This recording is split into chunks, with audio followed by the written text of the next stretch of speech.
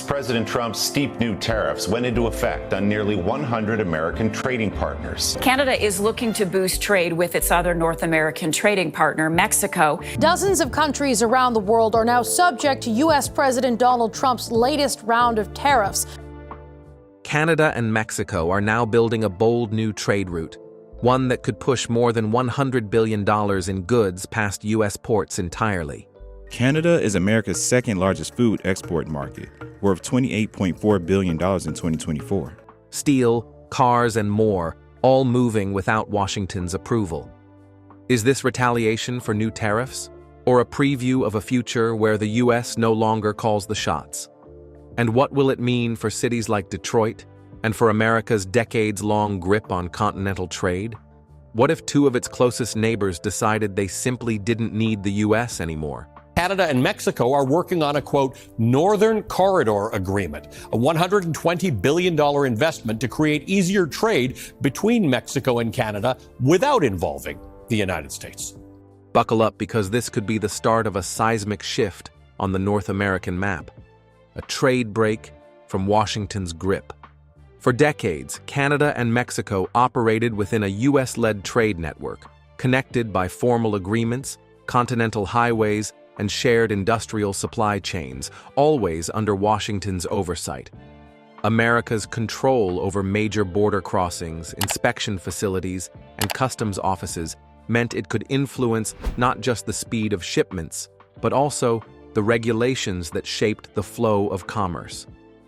This arrangement gave the U.S. unmatched leverage in negotiations, while ensuring American companies remained central players in manufacturing and distribution. That equilibrium changed abruptly when President Trump introduced a sweeping 30% tariff on steel and auto parts. Already deep into his second-term trade wars, President Trump now doubling his punch on steel and aluminum tariffs. For Ottawa and Mexico City, the move was more than an economic blow. It was a wake-up call that their trade future could no longer rest solely in American hands. Beyond the immediate tariff dispute, both governments recognized a larger strategic opportunity. By building an alternative network, they could shield their economies from sudden U.S. policy swings and position themselves to compete more effectively in global markets. Building the Northern Corridor, ports, rails, and digital gateways. This initiative, known as the Northern Corridor Free Trade Series, is designed to operate entirely outside U.S. oversight. New rail links, high-capacity cargo lanes, and AI-driven customs systems are being installed to move billions of dollars worth of goods directly between Canada and Mexico. Already, lithium battery components from northern Mexico and precision auto parts are flowing north through uninterrupted supply lines, skipping Texas entirely. Canadian and Mexican business leaders. The focus? Economic cooperation, supply chains, and trade infrastructure. For agriculture, temperature-controlled storage and reefer container capacity have been expanded, enabling fresh produce and seafood to make the trip without risk of spoilage. Canadian steel, nickel, and softwood lumber now sail directly to Mexican ports without crossing a single U.S. checkpoint. For every shipment that avoids American entry points, Washington loses more than cargo. It loses influence. The corridor not only erodes U.S. logistical dominance, but also chips away at its ability to dictate regional trade terms, a shift that could have lasting consequences in any future renegotiations of continental agreements. The corridor is also being marketed internationally as a seamless trade lane, appealing to exporters in Asia and Europe who want to reach both Canada and Mexico without navigating U.S. customs bureaucracy. By attracting these external partners, the Northern Corridor could evolve from a regional workaround into a major global trade artery, one that sidelines U.S. infrastructure in favor of faster, cheaper, and more predictable routes. While the physical construction of the corridor is visible in ports and rail yards, Mexico and Canada work together, try to build something that would circumvent the U.S. completely. Its political foundation was forged in secrecy. For nearly a year, Canadian and Mexican negotiators met discreetly in cities like Panama City, Madrid, and Singapore, far from Washington's watchful eye. these talks went beyond tariff disputes. They included legal frameworks for conflict resolution, synchronized regulatory standards, and plans to integrate inspection protocols so shipments would be pre-cleared before reaching their destination. The breakthrough moment came when both sides agreed to pool their port security resources, including the deployment of AI-powered cargo scanning and facial recognition systems for personnel access. This level of technology sharing is usually reserved for defense alliances, and it underscored just how committed both nations were to bypassing U.S.-centered control points. These agreements are now locked into long-term treaties, making them resistant to political changes in either country. Sources close to the talks say that early discussions even involved contingency planning for potential U.S. retaliation, including diplomatic pressure or the imposition of secondary tariffs. There are very high tariffs on those sectors, including automobile, steel, steel and aluminum, and those duties that just went up on softwood lumber. The result is a corridor that is not only economically viable, but also politically insulated, structured to keep running even in the face of trade disputes or diplomatic friction with Washington. The economic fallout for the U.S. The numbers tell a sharp story. Roughly 15 million tons of high-value goods that once passed through American customs are being rerouted, stripping the U.S. of millions in fees, duties, and storage charges. For Canada and Mexico, the upside is obvious. Greater control, lower costs, and a trade model less vulnerable to sudden U.S. policy changes. For American border towns and port cities, the losses are already visible in the form of reduced shipping volume and shrinking payrolls. In 2024, Canada and Mexico moved goods worth over $750 billion through U.S. territory, about $138 billion of it classified as hub trade, meaning it was processed in the U.S. before heading to its final destination. The Northern Corridor intends to divert nearly half of that hub trade within 2 years, shifting an estimated $69 billion in activity to their own ports and logistics hubs. This shift is expected to spark a construction boom in Canadian and Mexican infrastructure, with billions earmarked for new container terminals, rail expansions, and automated inspection facilities. The long-term impact extends beyond immediate job losses. By bypassing U.S. services such as trucking fleets, warehousing firms, and customs brokers, the corridor effectively cuts out entire layers of the American supply chain. Analysts project that indirect losses from permits, insurance, and fuel surcharges could total $86 billion over 2 years. Once these trade flows adjust to the new system, reintroducing U.S. facilities into the process will be far more difficult as companies adapt to a faster, more self-contained network. A major part of the plan is already underway on Canada's west coast. Prince Rupert, a deep-water port in British Columbia originally upgraded for large-scale Asian trade. The future of this country, then here on the shores of Prince Rupert, we're committing $15 million toward the Road Rail Utility Corridor project on Ridley Island.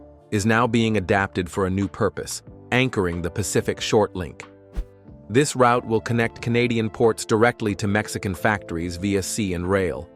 Canadian steel and chemicals will head to Mazatlan, then move inland along the Sonora-Durango Highway. In return, lithium ore from Mexican mines will travel north to Canada's rapidly growing Battery Valley in Quebec. This two-way system is designed for minimal idle time, ensuring goods move continuously in both directions to maximize efficiency. Previously, these goods passed through U.S. ports in California and Texas. That traffic has now vanished, with Arizona and Texas alone projected to lose about $4 billion each year in tolls and fuel tax revenue from reduced highway use. Economists tracking the trend say the most visible impact remains the $69 billion in direct trade now being rerouted away from U.S. channels. Some U.S. trucking companies have already begun lobbying for policy interventions, fearing further declines in cross-border contracts. Another layer of impact comes from services like trucking, storage, and customs handling, an estimated $17 billion in lost business. Job cuts and reduced wages add roughly $34 billion more in indirect losses. Manufacturing jobs as a basis, as a rationale for the tariffs, that simply hasn't worked out. I think the sector has lost some 30 or 40,000 jobs roughly in the last 4 months. In total, the disruption could cost about $120 billion over 2 years. For many U.S. workers in border states, this isn't just a statistic. It's the loss of livelihoods that have sustained families for generations. While that's only around 0.44% of U.S. GDP on paper, the damage is concentrated in certain regions. For Canada, the shift equals about 4.5% of its GDP. For Mexico, nearly 7.6%. In the American Midwest, rerouted trade is stripping away close to 3% of the region's economic activity, a major blow to an area already sensitive to manufacturing slowdowns. Local chambers of commerce are warning that without swift adaptation, some manufacturing hubs may never fully recover. Foreign media now use the phrase "North Belt without America" to describe this growing reality. What began as a slogan has evolved into a concrete strategy. Canada's Export Development Bank has committed over $2 billion Canadian to the project, while Mexico's Banker X is investing more than 27 billion pesos. The infrastructure is already in motion, rail lines active, warehouses stocked, and digital customs systems running. It's now far too entrenched to reverse. International investors are also taking notice, with several European logistics firms expressing interest in partnering on corridor-related projects. Even if tariffs disappeared tomorrow, most companies are unlikely to return to old trade routes. The savings are simply too big.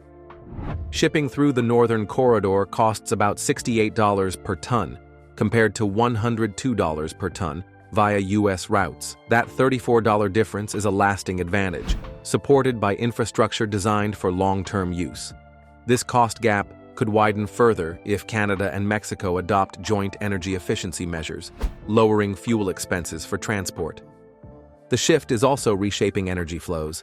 Canada's new liquefied natural gas terminal in Kitimat, LNG, liquefied natural gas, is hailed as the magic solution to a lot of our problems. Plans to send 5 million tons of LNG annually to Mexico, supplies that once powered parts of the western U.S., especially California. With this redirection, Mexico's industrial plants in Manzanillo will gain, while California faces a projected $4 per megawatt-hour increase in wholesale electricity costs, adding more than $3 billion to annual consumer power bills. Energy analysts predict this could accelerate California's push toward renewable power, but the transition may come with higher short-term costs for consumers. By September, the Canada-Mexico partnership will be fully formalized. From then on, U.S. losses over 5 years are expected to reach $245 billion, exceeding the total gains made in the first 4 years of NAFTA. These changes are locked into contracts, shipping schedules, and digital systems, setting trade flows that bypass U.S. checkpoints entirely.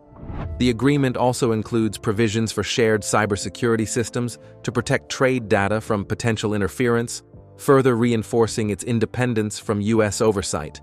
More than physical infrastructure, the Northern Corridor's success hinges on its digital integration.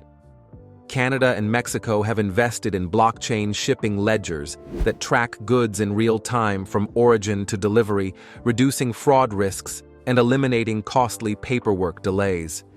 This real-time data is shared between ports, rail operators, and customs officials, creating a level of coordination that traditional U.S. routes have struggled to match. At key terminals in Mazatlan and Halifax, automated customs kiosks are now processing full freight loads in under 3 minutes. For comparison, peak time processing at major U.S. ports can still take hours or even days. These gains translate into fresher produce, faster factory restocks, and a stronger appeal for shippers who operate on tight schedules. In addition, AI-driven predictive maintenance is being deployed along railway lines to reduce breakdowns and delays, while satellite-linked tracking allows shippers to reroute cargo instantly in response to weather or market shifts. By combining these technologies, Canada and Mexico are offering not just an alternative trade route, but a smarter one that could set a new benchmark for global freight systems. The corridor is building a self-sustaining loop of lithium, steel, and clean energy, forming the backbone of a green supply chain that meets international standards. This gives Canada and Mexico a major advantage with Europe, where stricter carbon taxes are coming. If those rules take effect before year's end, the Northern Corridor's trade volume could potentially double, drawing even more business away from U.S. ports. This could position the corridor as a model for future low-carbon trade routes worldwide. This shift is as much about geopolitical influence as it is about revenue. Controlling trade routes means controlling policies, prices, and market access, and the U.S., once at the center of that power, is now being pushed aside. Even if Washington attempts to recover its position, the task will be daunting. Supply chains have already been redesigned, costs are lower, delays are shorter, and streamlined technology has removed the need for multiple approvals. Some policymakers fear this marks the beginning of a permanent shift in North American economic leadership. Shipping companies now view the Northern Corridor as a secure and efficient route, and every new agreement between Canada and Mexico strengthens this shift. U.S. highways, warehouses, and ports that once handled vast amounts of North American cargo are steadily being left out of future plans. Some U.S. states are now exploring independent trade deals with Canadian provinces and Mexican states in an attempt to regain partial access to the new flow of goods. The coming months are critical. If early trade results match projections, both governments are likely to pass binding laws to make the corridor permanent.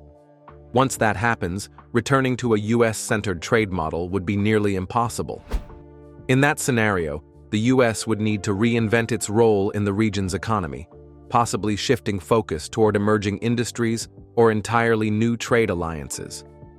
From regional bypass to global power play. Beyond reshaping regional trade, the Northern Corridor is reshaping geopolitical relationships. China and the EU have quietly shown interest in aligning their supply chains through the corridor, recognizing its potential as a faster, more secure route to key North American markets. This could position Canada and Mexico as strategic choke points in future global commerce. Strategists also see the corridor as a platform for resilience against global unrest, such as conflicts or pandemics, that could disrupt traditional sea or canal routes. China wants to repair its economy in 2023 is hardly a secret. It's quickly removing pandemic measures and promising economic stimulus. By linking manufacturing hubs directly via land and coast-to-coast maritime paths, the alliance offers a more diversified, stable trade framework less prone to bottlenecks.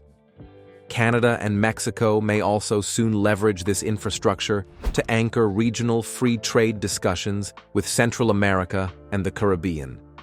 By showcasing a working trade superhighway, they can attract neighboring nations into a broader economic bloc, strengthening regional integration and reducing reliance on U.S. mediators. The corridor's design includes substantial commitments to sustainability.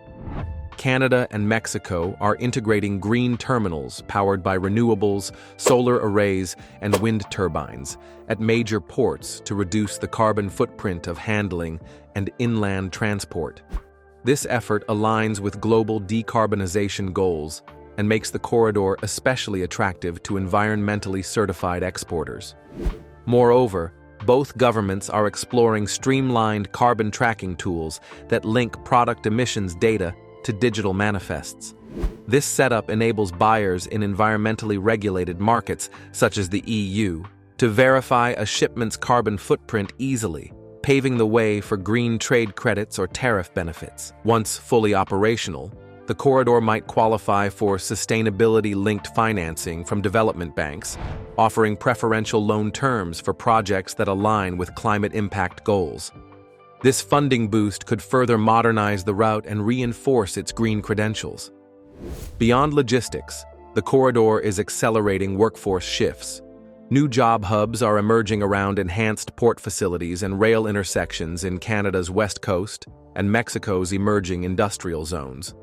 These centers bring roles in AI-based freight scanning, automated inventory management, and digital customs clearing, creating a modern labor ecosystem that's functionally distinct from U.S. logistics traditions.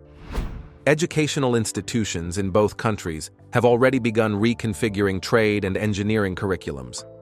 Piloting dual-degree programs between institutions in Montreal and Monterrey, they are training students in multilingual shipping protocols, blockchain export systems, and predictive transport modeling. As a result, a new generation of logistics experts will be shaped by this corridor's standards instead of older U.S.-centered practices. This shift is also fueling regional economic diversification. Formerly isolated inland areas in northern Mexico, once reliant on seasonal manufacturing, are becoming transit nodes, strengthening local economies that are not on traditional U.S.-dependent corridors. Investors have taken note. Capital flows are shifting to capture the corridor's potential. Pension funds and private equity groups from Europe and Asia are funding infrastructure bonds tied to cargo volume milestones, turning what was once a regional logistics story into a globally financed venture. Canada's major banks are also creating corridor-linked finance products for small and medium exporters, offering favorable credit lines for companies that move goods via the new route. These targeted loans reduce the upfront cost of entry for manufacturing startups and enhance the corridor's appeal as an accessible, efficient alternative to U.S. routes.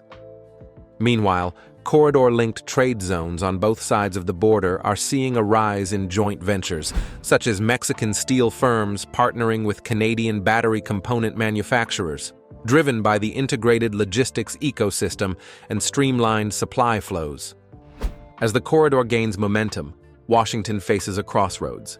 One option: invest in competitive logistics modernization, upgrading U.S. ports with robotics-based container handling, AI customs processing, and green energy integration to close the efficiency gap.